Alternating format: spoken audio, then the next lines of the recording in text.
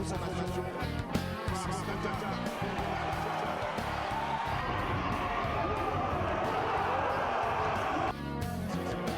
Et Carter aussi.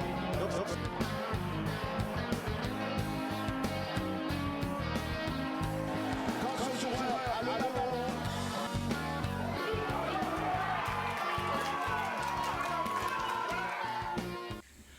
Bonsoir à tous, merci de nous faire confiance. Le 7e tour de la Coupe de France de football zone Guadeloupe, c'est ce soir, je dis ce soir, mais c'est plutôt ce samedi, 20h au stade des Abîmes. Canal 10 a réuni pour vous les forces en présence. Victor Ramlal, vous êtes le président du phare de Petit Canal, bonsoir. Bonsoir, bonsoir les auditeurs et les téléspectateurs de Canal. Juste à côté de vous, eh bien, l'entraîneur adjoint, à savoir Alain Vertou. Bonsoir Alain. Bonsoir. L'USR est représenté par son entraîneur, arrivé cette saison au club, Sébastien Brévaux-Chouplin. Bonsoir. Bonsoir Richard, bonsoir à tous. Messieurs, merci de nous faire l'honneur de par votre présence sur le plateau de Canal 10. Et puis, et pour être tout à fait complet, Steve, bonsoir. Bonsoir Richard. Un petit peu à la bourre, mais ouais, bon, un petit peu en retard, des empêchements. J'étais en train de régler un problème au téléphone, donc voilà. Je suis là, c'est essentiel, et on est très heureux ce soir d'accueillir un petit peu nos finalistes et peut-être un de nos représentants, et sûrement un de nos représentants pour affronter cette équipe en métropole. Notre consultant Steve Masson, Victor Ramal. Alors, c'est votre 7e tour de la Coupe de France.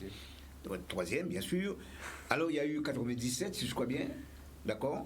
En 97, c'était contre Saint-Lô, le score, 3-1. Et puis en 2016, à Belfort contre Belfort, donc deuxième défaite, 4-2, à 0, précisément. 2 buts par mi-temps. Alors, moi j'ai envie de savoir ce que vous retenez d'important de ces deux expériences.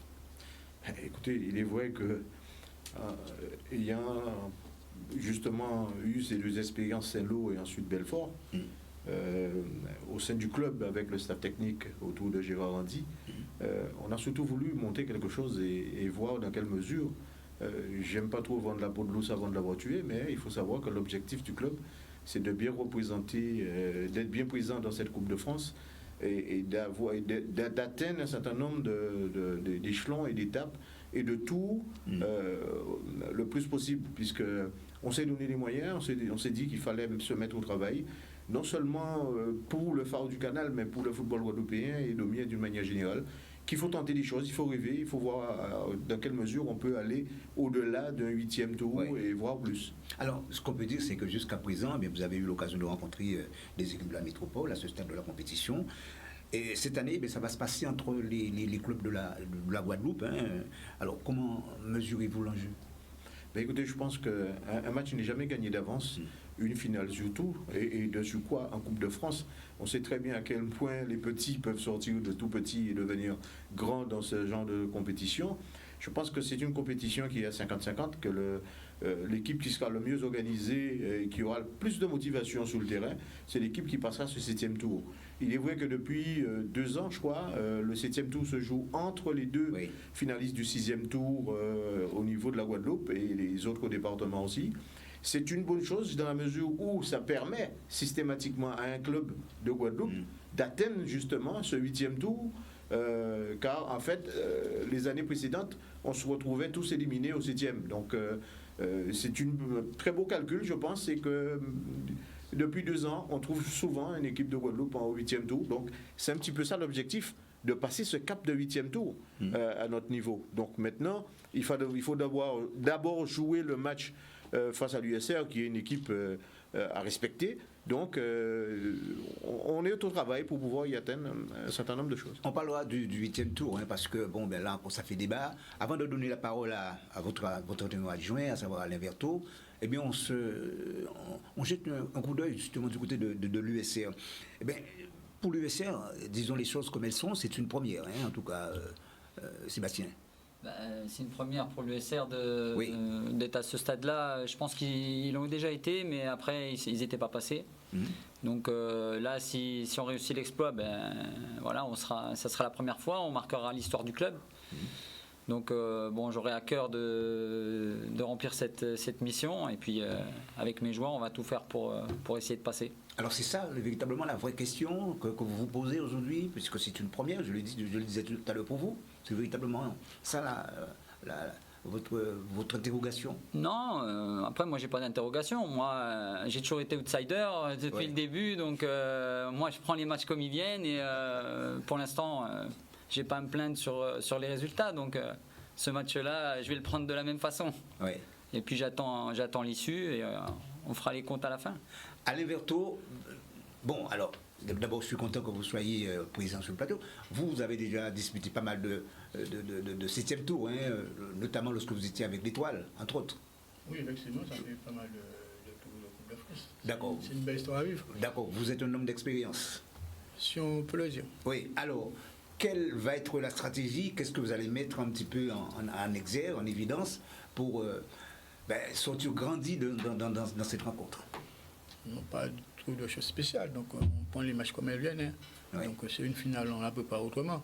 Donc, on s'est préparé pour la finale, pour ce match de dimanche, de samedi. Donc, on verra qu'est-ce que ça va donner à 22h. À 22h. Peut-être un petit peu plus quand même. Hein? Un petit peu plus. Alors, Steve. Oui, en fait, oui, après... Alors, une finale, c'est comme a dit le président, c'est 50-50, il n'y a pas... moi, j'ai eu l'occasion d'en faire, j'aurais lui-même perdu une contre Vertot, Alain, contre l'Étoile. Donc, malheureusement, je crois même que c'était lui qui avait égalisé, on menait 1-0, donc c'est vrai que... Voilà, donc c'est toujours difficile de dire, même l'équipe qui est en forme du moment ou par rapport... Alors, c'est vrai que... on ne s'attendait pas, quand même, en vue de la saison qui est en cours de l'USR. C'est quand même une surprise en vue de leur début de saison. Voilà, mais ça reste une équipe quand même qui est compétitive. Alors maintenant, c'est sur le terrain que ça se joue. Il y a le Phare qui est quand même parcours quand même assez exceptionnel en coupe parce qu'ils ont confronté quand même pas mal de grosses équipes. Donc voilà, pour moi, ça reste un 50-50, comme a dit, que ce soit entraîneur ou président. Donc voilà, ça sera l'équipe qui, au jour J, sera le mieux, peut-être physiquement et aussi mentalement, dans la tête, parce que des fois, ça se joue sur des détails. Donc on va voir un petit peu ce que ça donnera. Et on invite, bien sûr, tout le monde à venir. Bon, malheureusement, il y aura droit qu'à 300 places, mais, ou alors à suivre, si nous, on est en direct. Ça sera, on le sera, donc je pense qu'il y a beaucoup de personnes qui seront contentes, donc qui pourront suivre en parallèle. Voilà. Alors, Victor Ramelal, d'abord, cette Coupe de France, qu'est-ce qu'elle a de symbolique pour vous? Parce que ça fait un moment que vous disputez cette compétition. Il est vrai que ça crée toujours une motivation, la Coupe de France, dans la mesure où, assez souvent, il y a soit une année sur deux un voyage sur la métropole. Et vous comprendrez bien que la motivation arrive tout seul quand il s'agit de passer un 7e tour ou d'avoir à jouer un match pour pouvoir accéder à un voyage quelconque, puisque le football reste encore le football amateur qu'on a ici en Guadeloupe. Donc lorsqu'on peut permettre à des jeunes, ne serait-ce qu'à travers une Coupe de France et à un match, de pouvoir voyager et d'aller voir d'autres horizons, il est tout bénef. Donc la motivation, il vient tout seul. Et même au niveau des dirigeants, que ce soit au niveau des dirigeants, au niveau des éducateurs, des techniciens et d'une manière générale au niveau des joueurs en elles-mêmes. C'est vrai que en dehors de tout cela, il y a quand même un certain nombre de dotations qu'il faut respecter. Il ne faut pas cracher dessus. Au 6e tour, il y avait 7 500 €. Donc le 7e, il y en a le double. Arrivé au 8e, si on a la chance de passer au 8e, il y a encore un peu plus de dotation. Donc les clubs ont forcément un manque de moyens au sein de ce petit Guadeloupe dans cette période de Covid pour pouvoir avoir des moyens pour fonctionner.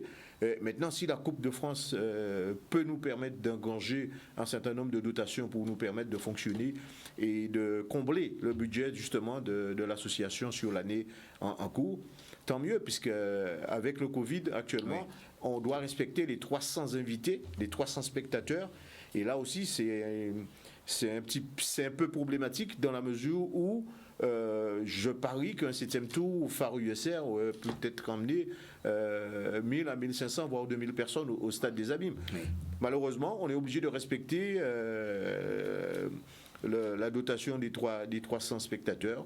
Donc, on va devoir faire avec, et puis on verra bien où est-ce que ça...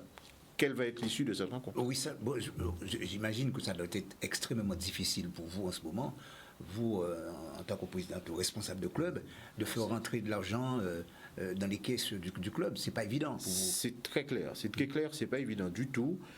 Quand on n'a pas de recettes, et pire encore, un 7e tour de Coupe de France, comment expliquer à un jeune, qui soit à l'école de foot, ou en U15, ou en U16, ou U17, que je ne peux pas l'inviter à venir au match? À la limite, il faudrait que le parent puisse acheter un ticket 20 €.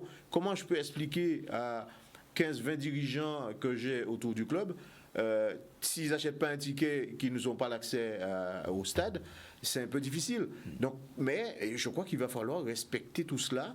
On est dans une situation où on ne doit pas faire des écarts, car heureusement, je dirais, que le football a encore la possibilité d'avoir 300 personnes dans une tribune.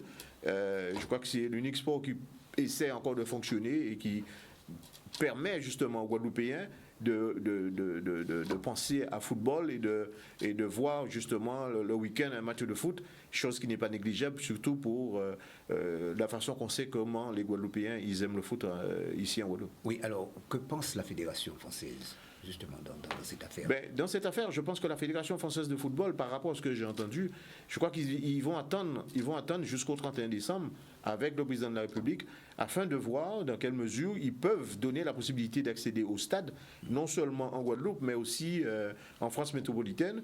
Et par rapport au volume que peut contenir chaque stade, d'avoir la possibilité d'un siège sur deux, à savoir si un stade peut mettre 50 000 personnes, on va y donner la possibilité à 25 000 d'y accéder, c'est-à-dire toujours dans l'esprit de garder, de respecter les gestes barrières. Alors en dehors de cet aspect, bon, je veux dire de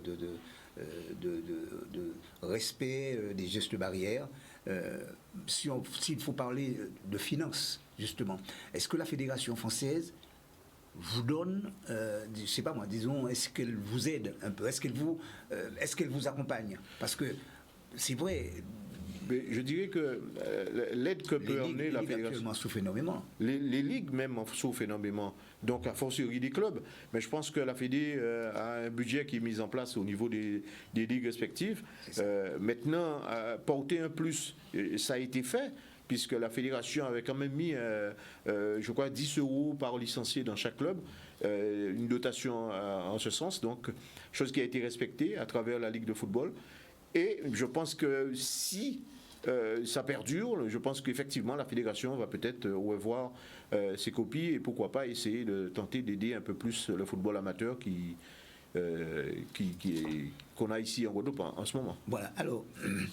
Donc, surtout qu'il y a des millions apparemment qui vont être débloqués pour le football professionnel. Ça, oui, c'est ça. Ouais, c'est ça. Alors, Sébastien Brivoux-Chouplin, qu'est-ce que ça évoque chez vous? Disons, une telle situation. Par rapport à la crise sanitaire et tout ça, c'est vrai que moi, j'étais à l'étranger, donc là je reviens ici en Guadeloupe sur une nouvelle expérience. Je m'aperçois que c'est partout pareil, tout le monde est en difficulté. Et c'est vrai que nous c'est pareil, on subit la crise aussi au niveau du club. Donc faut tous faire face, faut tous respecter les gestes barrières et puis essayer d'attendre qu'on sorte de cette crise. Mais alors, on aimerait quand même, disons, faire un petit peu plus ample connaissance avec vous. Bon, je sais que vous êtes arrivé avec l'USR, et cela depuis à la fin du mois de juillet. Fin juillet. À la fin de juillet. Mais c'est vrai que vous avez un sacré parcours, parce que je suis en train de regarder un peu votre CV. Qu'est-ce que vous avez bourlingué, excusez-moi, passez-moi l'expression, enfin je veux dire, qu'est-ce que vous avez bien voyagé, vous avez connu notamment, comme vous avez été en Égypte, vous avez été notamment en Thaïlande. Bon, alors, cette expérience, qu'est-ce qu'elle vous a apporté? Elle m'a apporté de voir un autre football déjà, si on parle purement footballistique. Donc voir un autre football, voir de nouveaux horizons. Justement, j'ai cité le Liban, l'Égypte et Thaïlande. Ouais. Vous étiez directeur académique, hein, je crois. Oui, donc voilà, ma première expérience était en Égypte où j'ai démarré en fait avec Paris Saint-Germain comme directeur technique. Voilà, je suis resté 1 an et puis on m'a proposé un deuxième projet sur le Liban avec une plus grosse envergure. Donc là, c'était un poste de directeur technique national sur tout le pays avec 10 sites à gérer, 1200 joueurs sur tout le pays, sur 10 sites, 33 coachs au quotidien. Enfin voilà, c'était une grosse expérience sur une grosse académie avec des joueurs qui font partie, pas mal de joueurs qui faisaient partie de l'équipe nationale. Et puis ensuite, je suis parti pareil sur Bangkok, directeur technique sur Bangkok, pour le projet Asie du Sud-Est. Oui. Voilà, Phuket, Pattaya, plus le Cambodge, le Laos. Enfin voilà, j'ai pas mal voyagé, donc ça m'a permis de prendre de l'expérience aussi. J'étais surtout sur la formation. Voilà, et cette année en venant à l'USR, l'objectif était de renouer avec la compétition, Oui. renouer avec une équipe première. Bon, j'ai connu d'autres équipes premières lors de mes débuts. En fait, j'avais des équipes régionales aussi en France. J'ai, comme le président, affronté les territoires de Belfort en Oui. Coupe de France au 5e tour. Oui. Donc malheureusement, je ne suis pas passé non plus. Et voilà, et puis là, renouer avec la compétition, c'était l'objectif. Au club, j'ai une double casquette, voilà, un double projet. Et voilà, donc. On parle de l'USR, hein, double projet avec l'USR. Oui, avec l'USR, voilà, c'est ça. Ouais, avec l'USR. Donc double projet, le projet plus avec les seniors, et puis le projet aussi, projet club, essayer de reconstruire, rebâtir, restructurer un petit peu ce club au niveau des jeunes. Hein, Et vous avez le sentiment, depuis votre arrivée, qu'il y a eu un travail de fond, un travail foncier, un travail, assez prononcé de réaliser avec ce club? Disons que si on parle du concret, on a déjà avancé. J'ai déjà avancé par rapport aux 2 projets. Hein. Si on est sur le championnat et la R1, l'objectif était de bien démarrer, de mettre l'équipe première sur les rails. Et puis donc si on fait un bilan factuel, on est sur 9 matchs, 66% de victoire, et puis on est sur une finale de Coupe de France.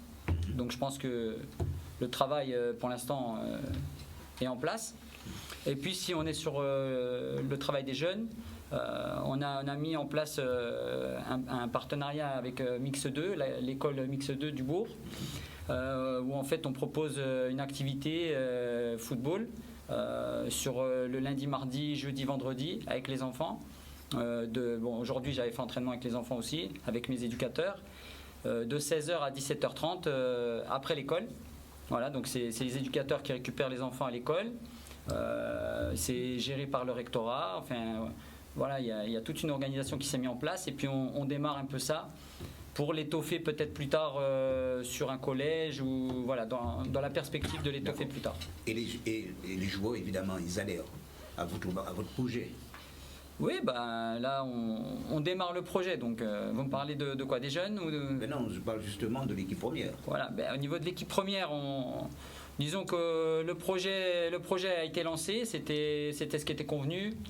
Donc voilà, officiellement, on va être sur pour moi, ça va être mon dernier match, je peux l'annoncer aujourd'hui, avec l'équipe première, puisque je vais me consacrer plus sur le projet à partir de lundi.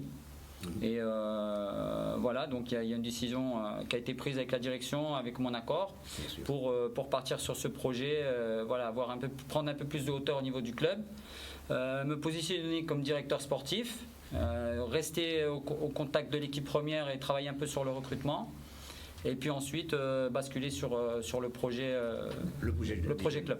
Oui, bien sûr. Et puis c'est une excellente chose pour vous de pouvoir disputer tout à fait à titre personnel, je veux dire, ce 6e tour de la Coupe de France.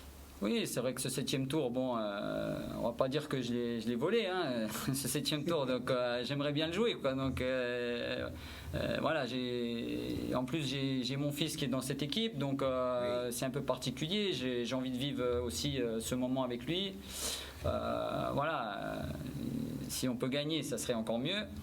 Donc voilà, je pense que voilà, le projet a été lancé. Je pense que c'est le bon moment pour basculer sur l'autre projet en finissant sur cette trame de Coupe de France. Un beau parcours et puis on espère que l'issue sera heureuse pour nous. Voilà. On reviendra d'ici quelques instants encore pour parler justement de cette Coupe de France, mais pour l'instant, eh bien, juste une page couleur dans cette édition. À tout de suite.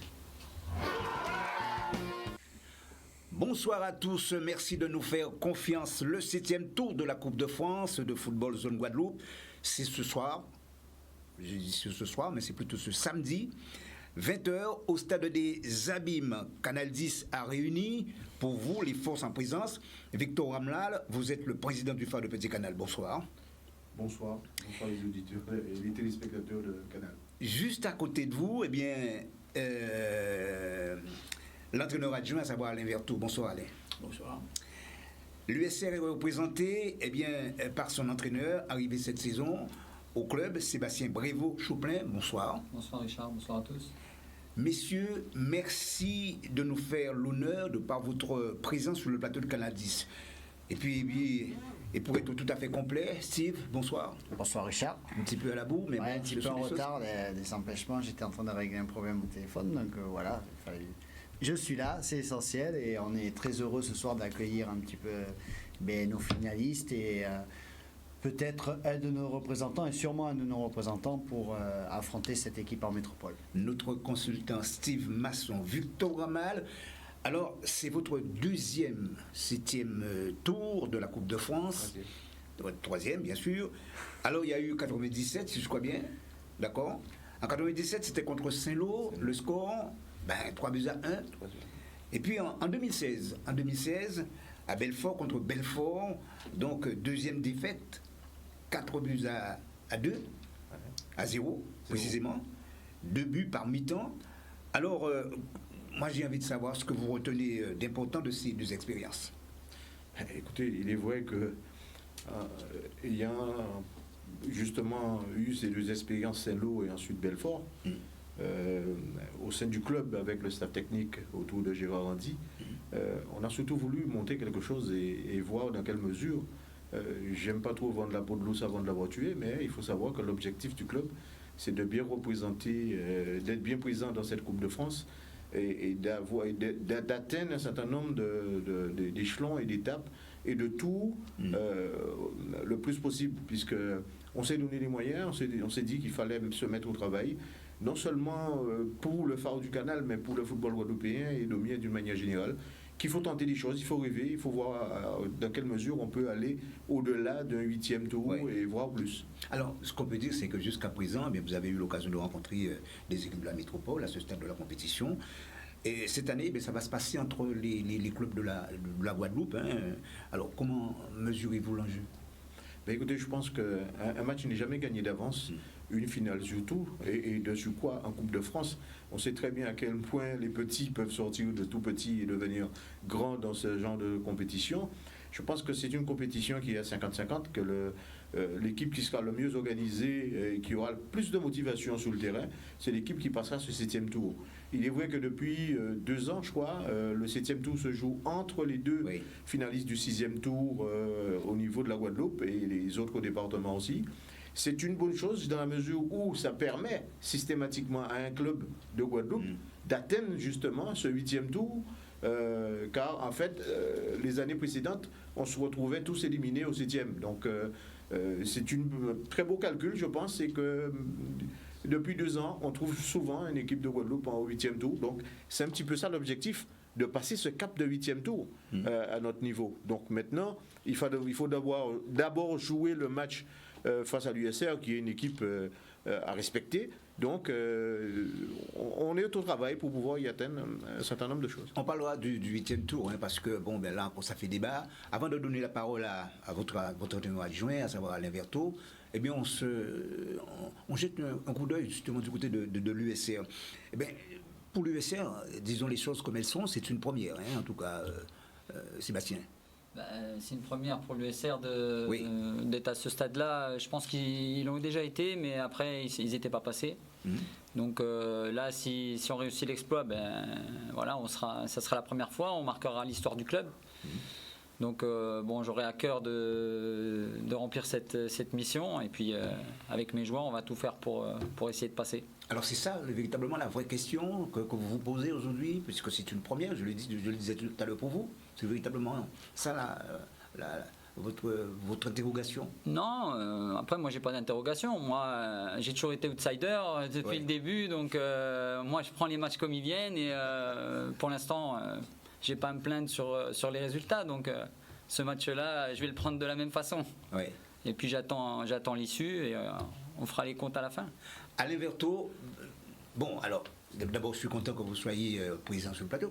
Vous avez déjà disputé pas mal de 7e tour, hein, notamment lorsque vous étiez avec l'Étoile, entre autres. Oui, effectivement, ça fait pas mal de tours de Coupe de France. D'accord. C'est une belle histoire à vivre, D'accord, vous êtes un homme d'expérience.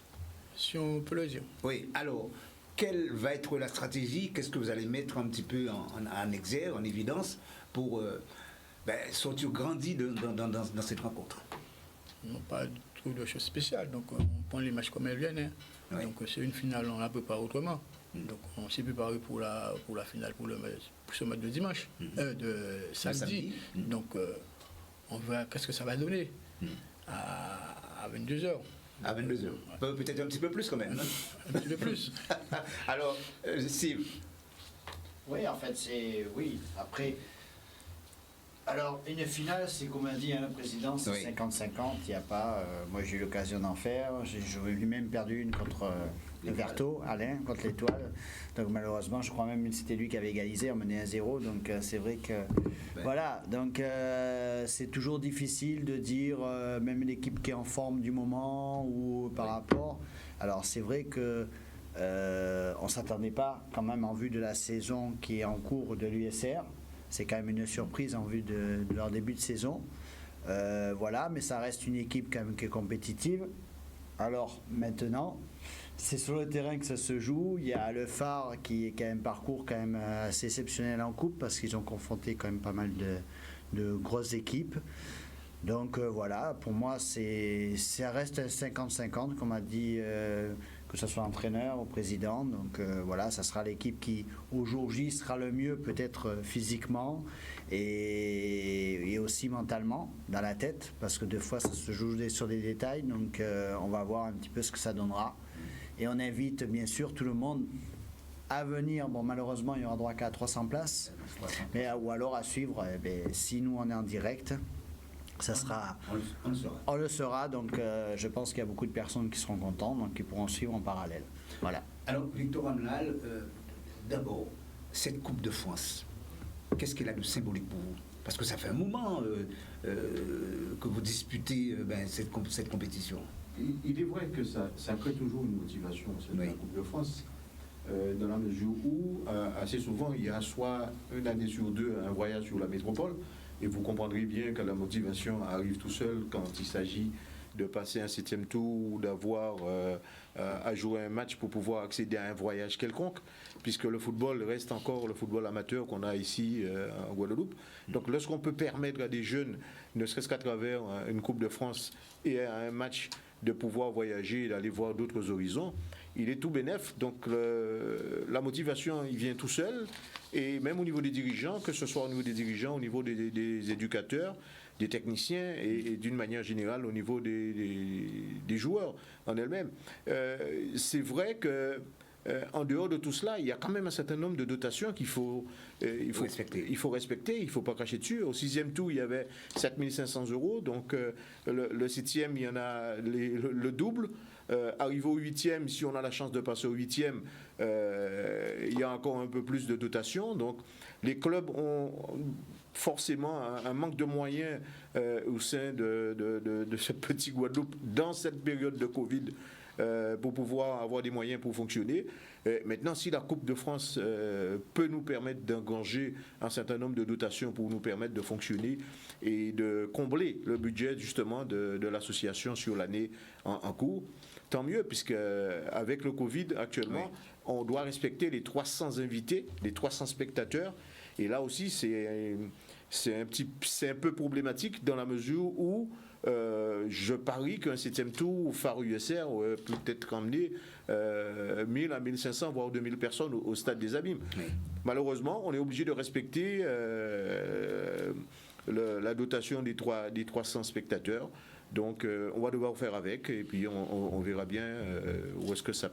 Quelle va être l'issue de cette rencontre? Oui, j'imagine que ça doit être extrêmement difficile pour vous en ce moment, vous, en tant que président ou responsable de club, de faire rentrer de l'argent dans les caisses du club. C'est pas évident pour vous. C'est très clair, c'est pas évident du tout.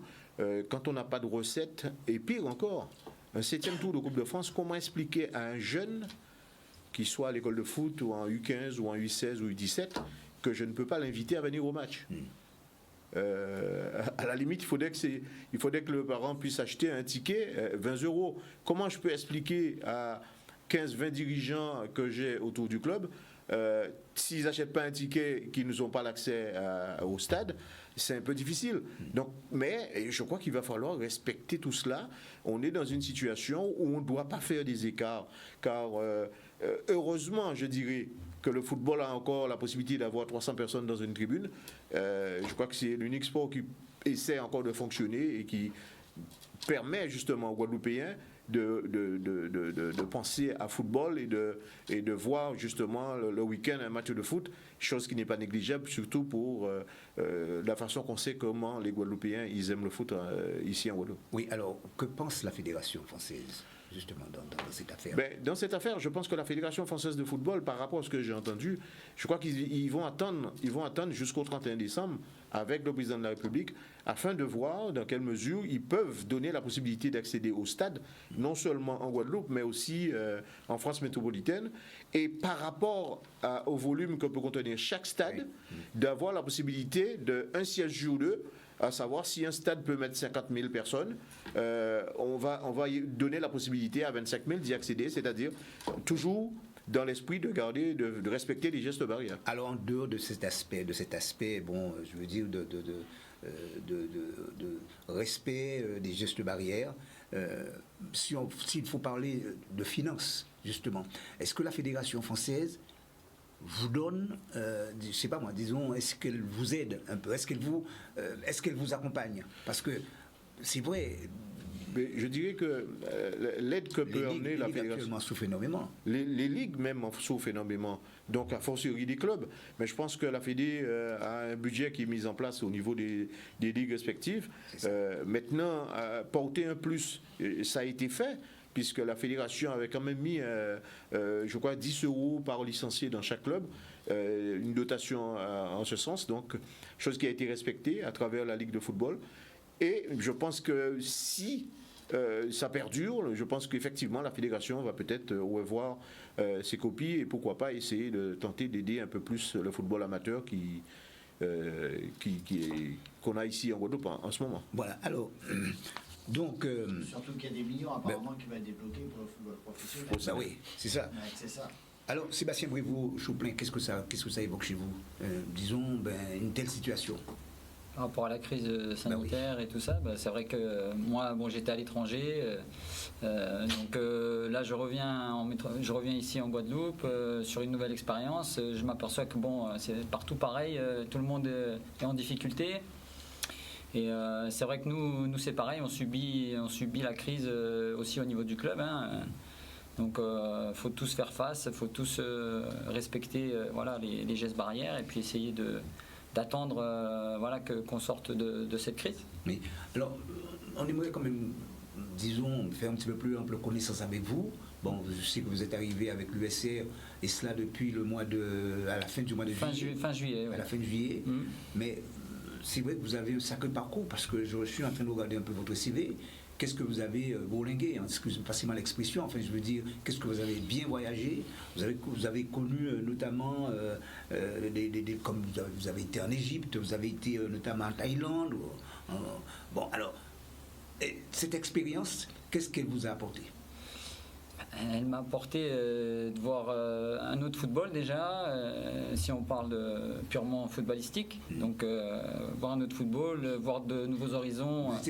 Justement, j'ai cité le Liban, l'Égypte et Thaïlande. Ouais. Vous étiez directeur académique, hein, je crois. Oui, donc bon, voilà, ma première expérience était en Égypte où j'ai démarré en fait avec Paris Saint-Germain comme directeur technique. Voilà, je suis resté 1 an et puis on m'a proposé un deuxième projet sur le Liban avec une plus grosse envergure.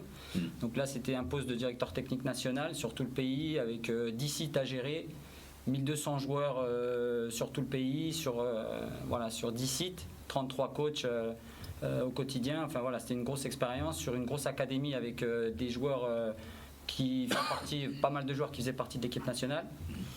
Et puis ensuite, je suis parti pareil sur Bangkok, directeur technique sur Bangkok, pour le projet Asie du Sud-Est. Oui. Voilà, Phuket, Pattaya, plus le Cambodge, le Laos. Enfin voilà, j'ai pas mal voyagé, donc ça m'a permis de prendre de l'expérience aussi. J'étais surtout sur la formation. Voilà, et cette année en venant à l'USR, l'objectif était de renouer avec la compétition, oui. Renouer avec une équipe première. Bon, j'ai connu d'autres équipes premières lors de mes débuts. En fait, voilà, j'avais des équipes régionales aussi en France. J'ai, comme le président, affronté les territoires de Belfort en oui. Coupe de France au 5e tour. Oui. Donc malheureusement, je ne suis pas passé non plus. Et voilà, et puis là, renouer avec la compétition, c'était l'objectif. Au club, j'ai une double casquette, voilà, un double projet. Et voilà, donc.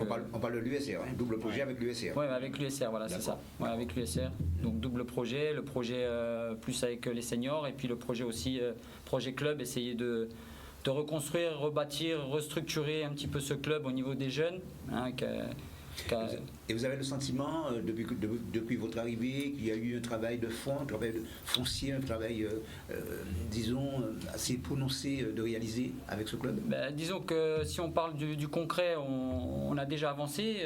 J'ai déjà avancé par rapport aux 2 projets. Hein. Si on est sur le championnat et la R1, l'objectif était de bien démarrer, de mettre l'équipe première sur les rails. Et puis donc si on fait un bilan factuel, on est sur 9 matchs, 66% de victoire, et puis on est sur une finale de Coupe de France. Donc je pense que le travail pour l'instant est en place.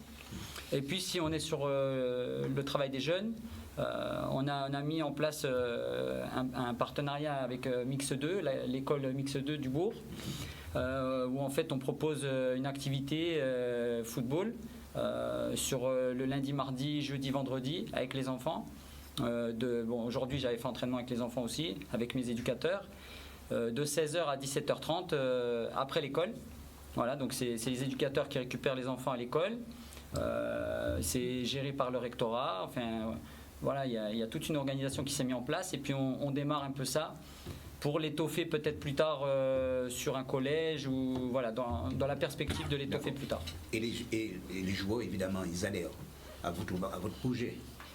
Oui, là on démarre le projet, donc vous me parlez de quoi, des jeunes ou de... Non, je parle justement de l'équipe première. Voilà, au niveau de l'équipe première, disons que le projet a été lancé, c'était ce qui était convenu.